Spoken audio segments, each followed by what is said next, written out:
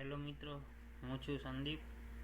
મેં સૂટ અને શેરવાની મેનેજમેન્ટ માટે એક સોફ્ટવેર બનાવેલો છે જે ભાડે કપડાં આપે છે. સૂટ શેરવાની એના માટે આ ખૂબ જ ઉપયોગી થાય એવું છે. બધા મેનુ 1 બાય 1 અત્યારે શોર્ટકટમાં સમજી લઈએ, પછી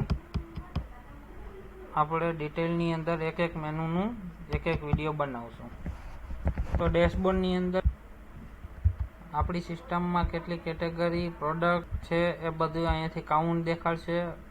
કાલના કેટલા ઓર્ડર છે એનો કાઉન્ટ દેખાડશે, આજના કેટલા ઓર્ડર છે એનો કાઉન્ટ દેખાડશે, અને અહીંયા જે લિસ્ટિંગ છે એમાં આવતીકાલે કેટલા જે ઓર્ડર છે એનું લિસ્ટિંગ દેખાડશે. પછી આવે કેટેગરીનું મેનુ. તો કેટેગરીની અંદર આપણે જેટલી કેટેગરી હોય, કેટેગરીનો મતલબ કે સૂટ, શેરવાની, ચોલી, બ્લેઝર, સાફો એક્સેટ્રા જેટલી વસ્તુ છે આપણી પાસે કેટેગરીની, એની એન્ટ્રી અહીંયા કરી શકશું. એના પછી આવે પ્રોડક્ટ.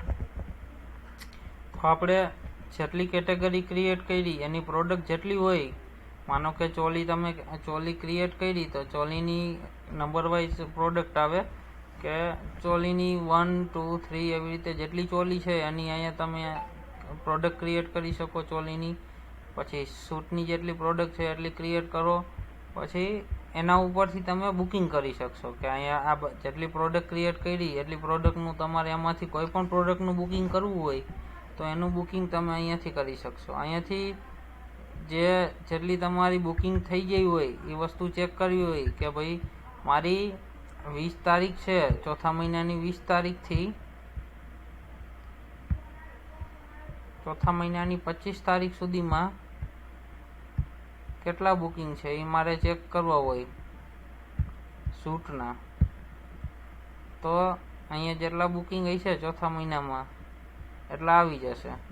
તો એટલા ચોથા મહિનાના સૂટના બુકિંગ છે. આની કોઈ પણ ગ્રાહક આવે અને એમ કહે કે મારે સૂટ જોવું છે 20 થી 25 તારીખમાં લઈ જવું છે, તો અહીંયા 20 થી 25 તારીખ નાખી દીધી, અહીંયા સૂટ નાખી દીધું એટલે અહીંયા આપણને એનું લિસ્ટિંગ આવી જાય. આના સિવાયને બધી જેટલી આપણી પાસે વસ્તુ છે એટલી દેખાડવાનો મતલબ એવો થાય. પછી આવે વોશિંગ. વોશિંગની અંદર જેટલી વસ્તુ આપણે દીધેલી હોય એ બધાની હિસ્ટરી રહે કે 20 તારીખે શેરવાની અને ચોલી આપેલી હતી, 18 તારીખે સૂટ અને શેરવાની આપેલી હતી, એવી રીતે.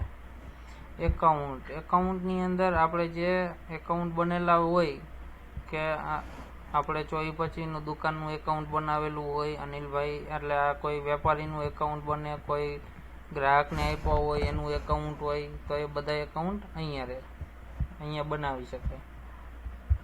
પછી આવે સેટિંગ. તો કે સેટિંગની અંદર અહીંયા તમે જે આપણું પેનલ છે એનું નામ આપવું હોય તો નામ આપી શકો. પછી એમાં જે બિલની અંદર આપણે જે લોગો એડ કરવું હોય, એટલે કે આપણું જે બિલ અહીંયા જે છે બુકિંગની અંદર તમે પ્રિન્ટના ઓપ્શનમાં જાઓ તો અહીંયા બિલનો જે લોગો છે એ લોગો અહીંયાથી એડ થાય.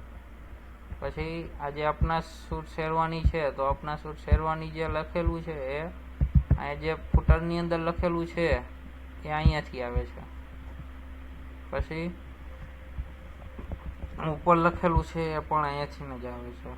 પછી જે ડિફોલ્ટ એક્સપેન્સ એકાઉન્ટ મીન્સ કે આમાં તમે જે એકાઉન્ટ સિલેક્ટ કરેલું હોય, જેટલા એકાઉન્ટ હોય એનું બધું અહીંયા લિસ્ટિંગ આવી જાય. પછી એમાંથી જે એકાઉન્ટ સિલેક્ટ કરો એ એકાઉન્ટ અહીંયા આપણું ડિફોલ્ટ એકાઉન્ટ થઈ જાય કે કોઈ બુકિંગના રૂપિયા આવતા હોય તો એમાં જમા થાય, અને વોશિંગના રૂપિયા એટલે કે આપણા જે રૂપિયા કપાવવાના હોય એમાંથી માઇનસ થાય.